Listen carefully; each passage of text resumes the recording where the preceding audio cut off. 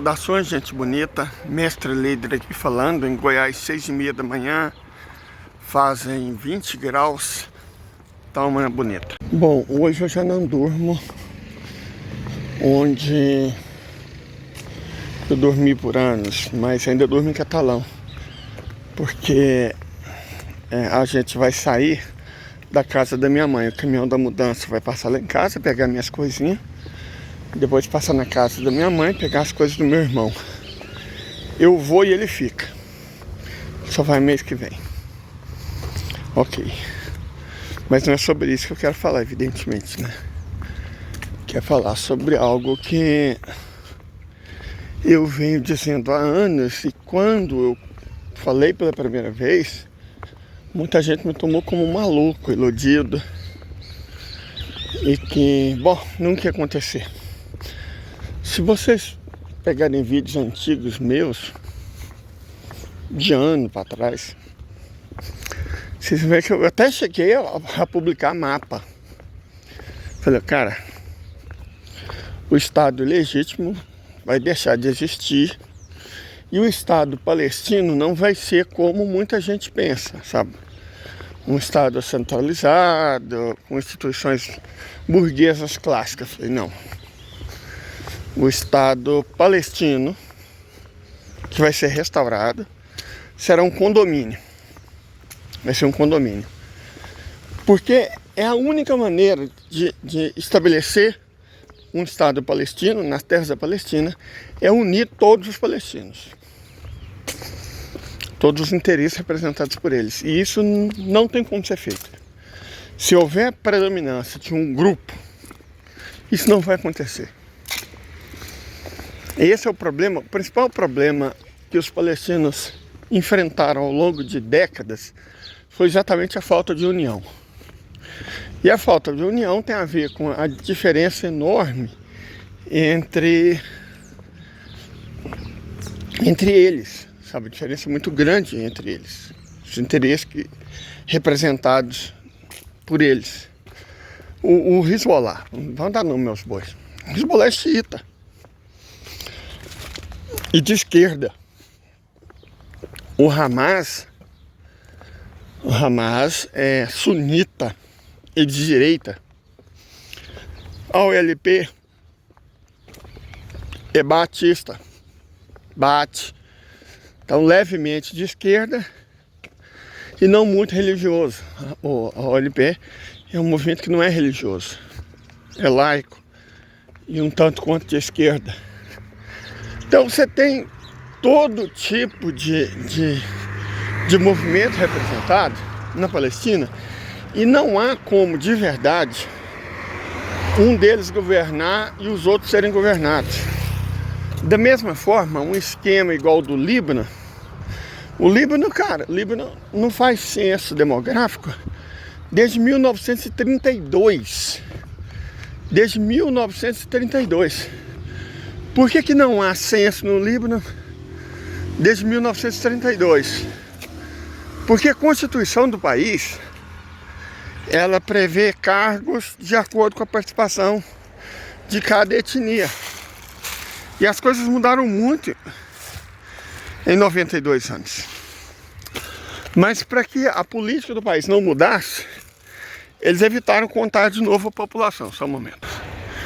Então eles simplesmente, para evitar mudanças que gerem conflitos, não recontam a população. Quais são as principais mudanças demográficas? Enormes. Uma quantidade muito grande de refugiados palestinos, sírios em grande quantidade, migração de falangistas. Então a estrutura demográfica do Líbano hoje é completamente distinta da do Líbano de 90 anos atrás, mas muito distinta mesmo, quando o Líbano ainda era colônia francesa. Você tem um outro país, mas para não constatar isso e não fazer mudanças, eles simplesmente pararam de contar a população. Então temos um país que não faz censo há quase 100 anos, que mudou drasticamente. Mas ninguém sabe ao certo a população do Líbano, nem de nenhuma cidade libanesa. Essa é a realidade.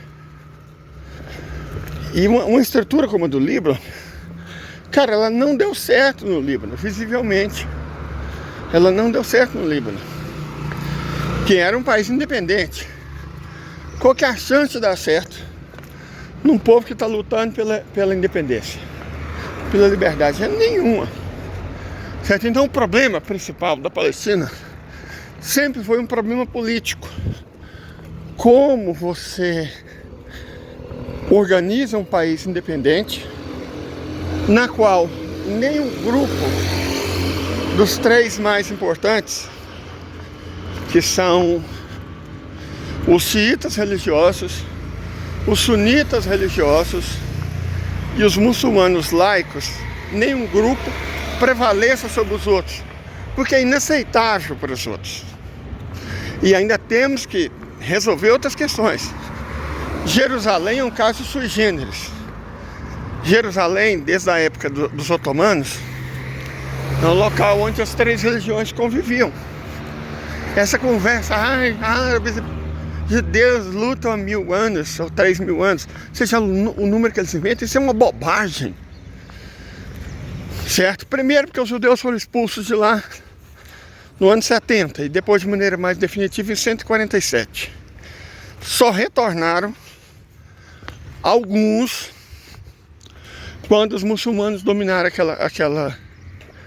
aquela terra, depois foram expulsos novamente pelos bizantinos, só retornando de fato na Idade Média.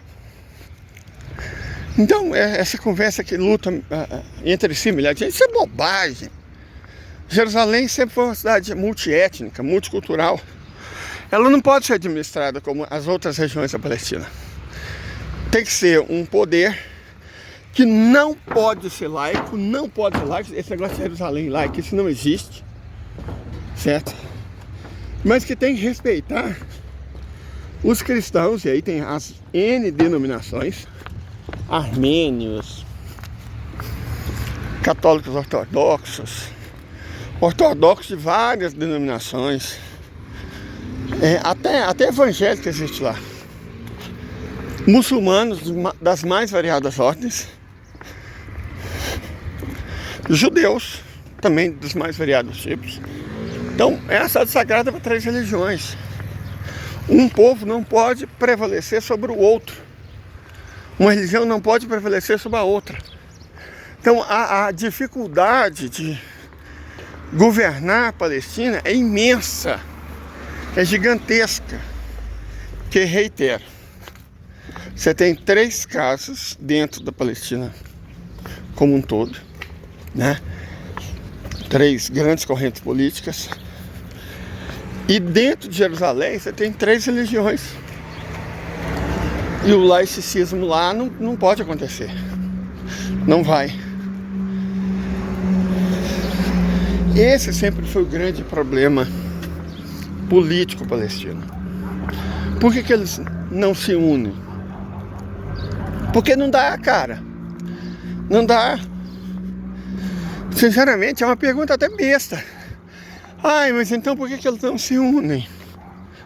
Eles não se unem porque não rola. Eles se unirem, simples assim. As diferenças são irreconciliáveis.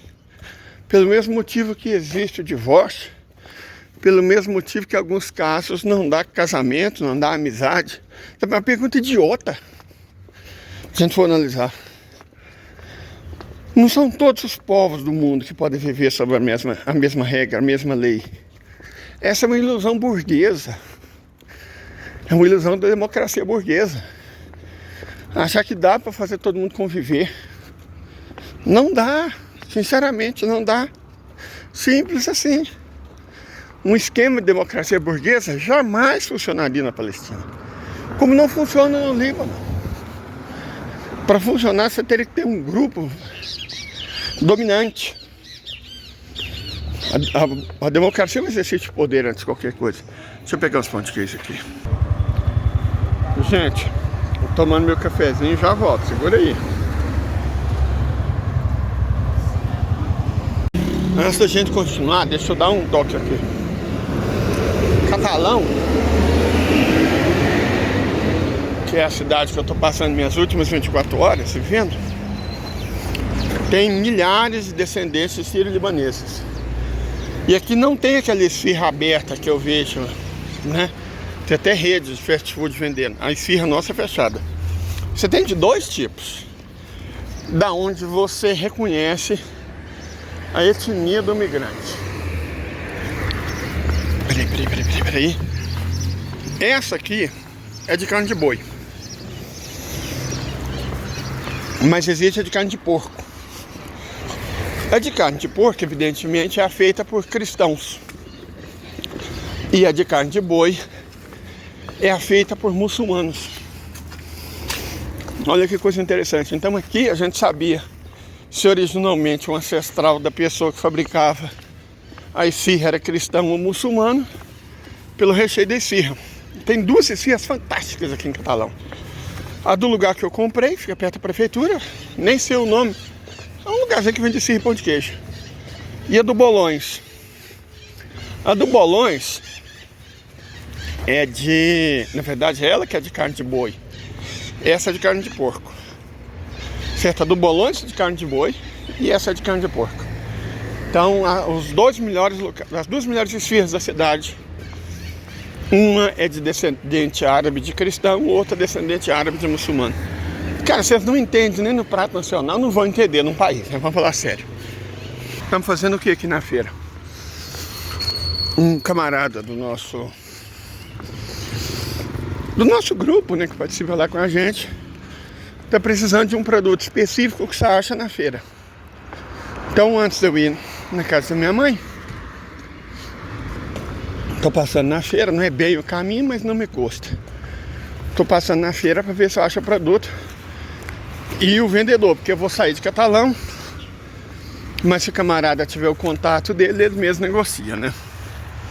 Já volto. Bom, na feira, consegui o contato do homem, passei lá no seu Luiz, que me arrumou as ramas de mandioca, comprei umas laranjas, umas bananas para me levar, e passei numa banquinha que tinha alho crioulo. Eu tava com medo de não achar mais. Qual que é a vantagem do alho crioulo? O alho crioulo, ele é cultivado aqui, e o clima daqui não é tão diferente do de São Bartolomeu. Então o que eu vou fazer? Comprei uma resta de alho. Essa resta vai ser para me tirar a raça. Na verdade, olhando bem, uma resta de alho é muito pouco. Uma resta de alho não dá nem um canteiro. E ontem eu ganhei Pix, vou voltar. A farmácia tá aberta para comprar o meu negócio de medir pressão. Vou voltar. Eu tô mudando, não posso simplesmente falar amanhã eu compro. Tem que voltar e comprar mais alho. Não é época de plantar. Nós estamos em outubro, praticamente, né? Você planta o alho em fevereiro. Mas é só deixar ele quieto. Na época de plantar eu tenho alho, né? Tem umas coisas que já não tem muitas oportunidades na vida da gente. Então eu vou dar um jeito de comprar mais alho. Ganhei Pix ontem, vou gastar com semente. Com semente. Depois eu volto aqui, compro um negócio de medir pressão. Uma mulher me deu, falou, não é pra você comprar animais, que eu sou contra. É pra você comprar um aparelho de medir pressão. Então é o que eu vou fazer, né? A verba destinada, né? Só pra gastar com que objetivo. Então eu vou. Mas seja como for, gente. Não, eu vou terminar de fazer essas compras e depois eu continuo a análise. Não é pra não encravar aqui, só um momento. Aqui, gente, eu comprei desse, foi 150 e poucos.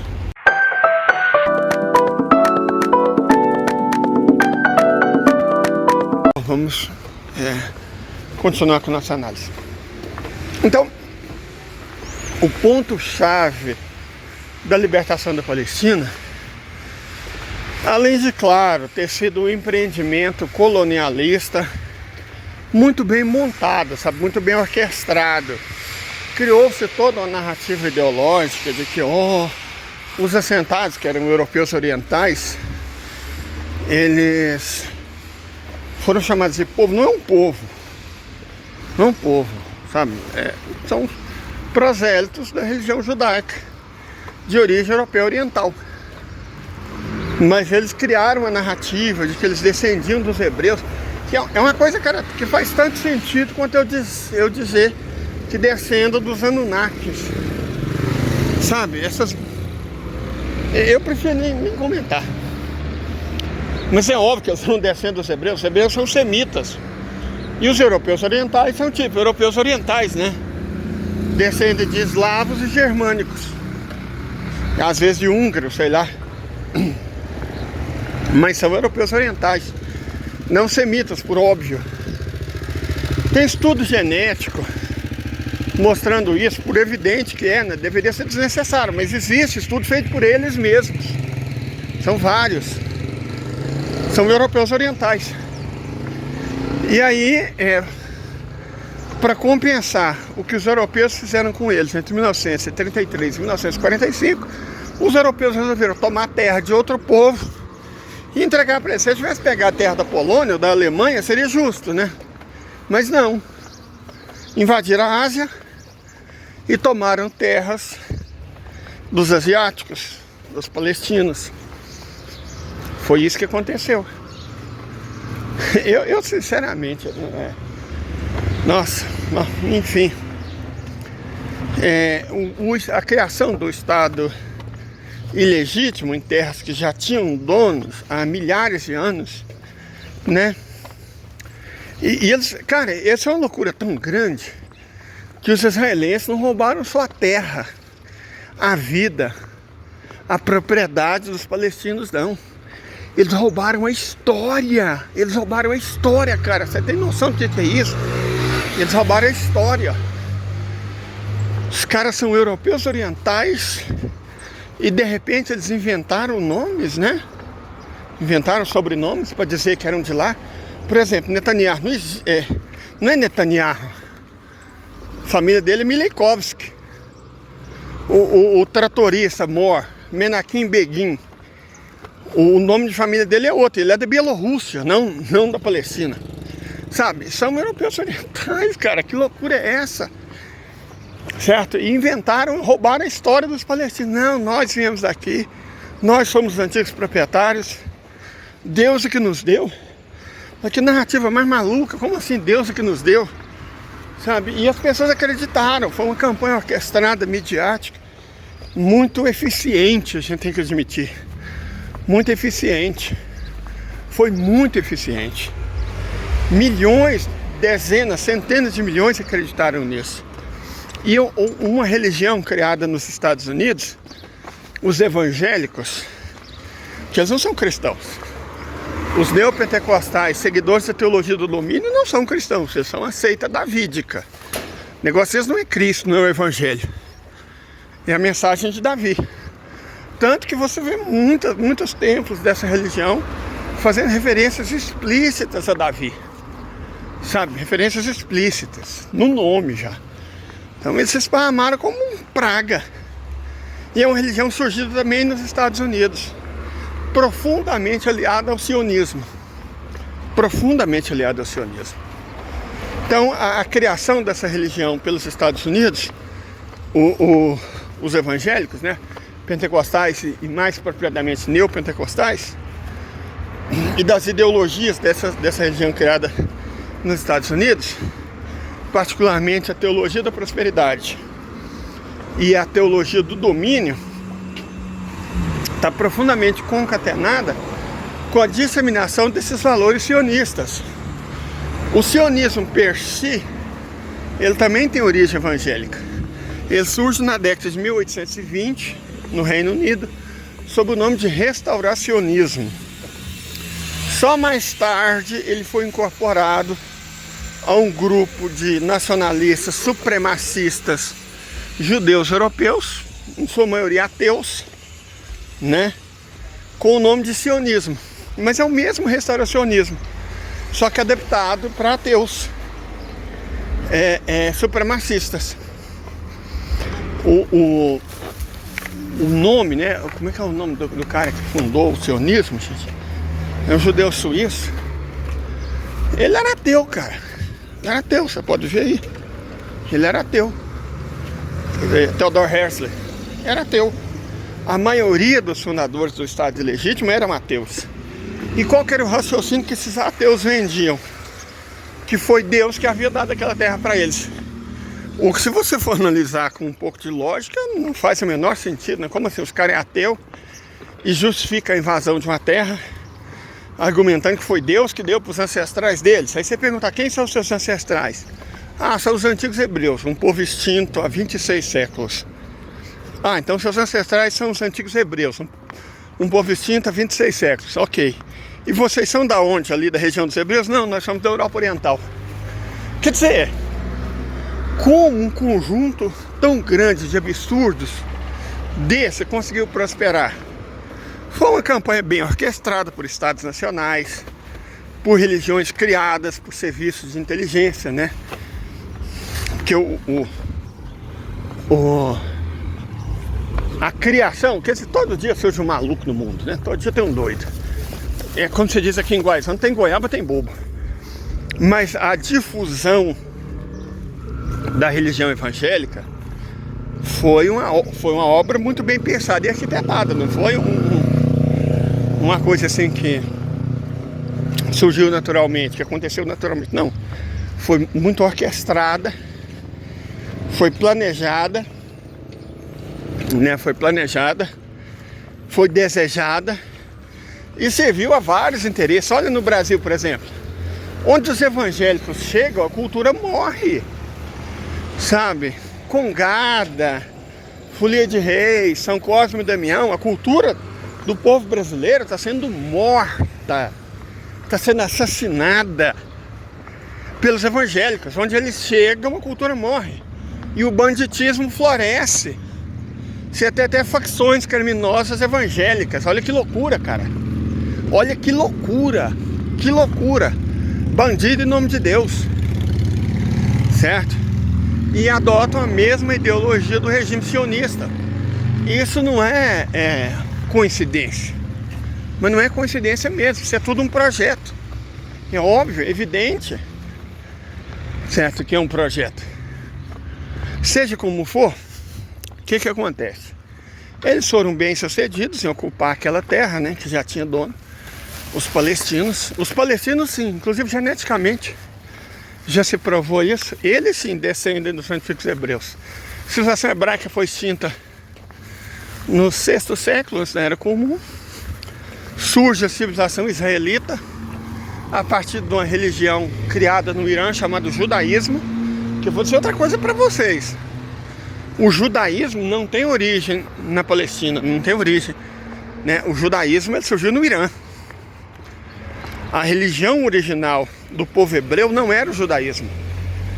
A religião original do povo hebreu é a dos que se convenciona chamar de samaritanos. Eles já existem, tá? Em pequenas quantidades, uma comunidade muito pequena, mas eles ainda existem os samaritanos. E era assim, era um pouco diferente, porque originalmente a religião dos hebreus não era monoteísta, ela era politeísta. A religião do povo hebreu era politeísta, certo? A classe sacerdotal era formada pelos profetas, mais especificamente pelas profetisas. E essa religião, então, não é bem os samaritanos modernos, mas essa é a religião original do povo hebreu. O judaísmo foi uma religião criada pela classe sacerdotal e classe dominante, expulsa, porque quando você fala o êxodo, né, você fala assim, a expulsão das 12 tribos, das 10 tribos, sei lá, às vezes a impressão que a gente tem é que o povo todo, não, foi levado em cativeiro. Não foi, o cativeiro da Babilônia levou só a classe dirigente, só a classe dominante. Uma vez que o Império Persa toma conta da Babilônia, essa classe dirigente adota valores persas, como a religião monoteísta. Então a religião, nossa, essas pombas estão nervosas. A religião monoteísta judaica, ela tem muitos elementos da religião dos antigos hebreus, mas a principal característica dela, que é o monoteísmo, é persa. Não é hebraica. A religião hebraica originária é politeísta. Certo? Então essa religião, criada no Império Persa, domina as pessoas que no passado pertenciam ao povo hebreu, né? E cria uma nova religião com a nova classe sacerdotal. Eles colocam para escanteio os profetas e as profetisas, mantém os levitas, centraliza a religião em Jerusalém, no templo, né? Que eles construíram com trabalho semi-escravo. A vida dos habitantes originais se tornou um inferno, porque além de pagar tributo para os persas, eles tinham que pagar tributo para a classe sacerdotal dessa nova religião, que era o judaísmo. Às vezes a gente olha e fala, Jerusalém é uma cidade judaica. Cara, foi por o quê? Uns 300 anos? Jerusalém sequer foi fundada pelos hebreus. Jerusalém foi fundada pelos jebuseus. Muito antes dos hebreus. Jerusalém já existia. Muito antes. Certo? Então, desde sempre, a classe sacerdotal dessa religião criada no Irã sempre foi muito esperta, foi muito inteligente, foi muito competente em criar narrativas e disseminar essas narrativas como se fossem verdade, cara. Foram muito bons nisso. Certo? E aí, em aliança com os interesses anglo-saxões, capitalistas do Ocidente, eles premiaram, né, tratoristas, para não falar a palavra certa, eles premiaram tratoristas, o qual Menachem Begin, dá uma olhada aí no Google, quem foi Menachem Begin, M-E-N-A-C-H-E-N,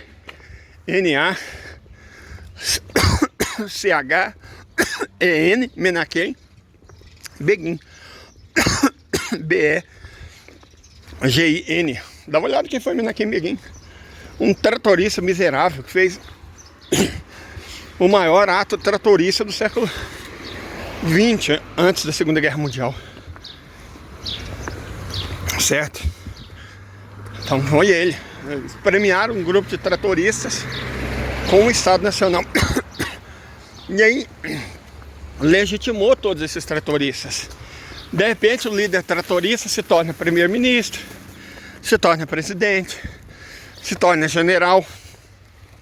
O que fizeram foi dar legalidade a tratoristas. Essa é a verdade. Por isso que os métodos deles são de tratoristas. Olha o que eles fizeram e estão fazendo em Gaza. Aquilo é tratorismo puro, do pior. Mais repulsivo, vil, abjeto e repugnante. É tratorismo puro aquilo. O Estado ilegítimo é um Estado tratorista, que usa o tratorismo há muito tempo e desde sempre. Por quê? Porque foi um Estado criado por tratoristas, foi um Estado especialmente criado para premiar tratoristas específicos. Por esses métodos, por esses meios. Entendem? Aí sim, agora a gente vai falar da outra parte. Deixa eu só chegar, tá pesado aqui, que a gente não repara a bagunça, mas você sabe como é que é a mudança. Esse aqui são meus livros, aquele ali é minhas roupas. Eu comprei amendoim e árvore crioula. Tem uma reste, que tem mais um punhado de reste. Só vou guardar para quando chegar a época certa plantar. Deixa eu mostrar aqui pra você. Aqui, ó, foi R$150 que eu paguei. Tá bom, só para prestar conta. Paguei R$100, juntei 40 do meu e comprei a máquina de aferir pressão. Máquina não, né? Aparelho. Esse aqui. Bom, para concluir o nosso raciocínio, eu postei agora mesmo uma entrevista do Ben Norton, no Indian Left, sobre como funciona, na verdade, o sistema político dos Estados Unidos. baseado no fato de que tanto faz quem seja eleito, não é o presidente que comanda. Na verdade, o presidente não comanda basicamente nada. O cargo de presidente dos Estados Unidos é muito parecido com um cargo de relações públicas de uma corporação.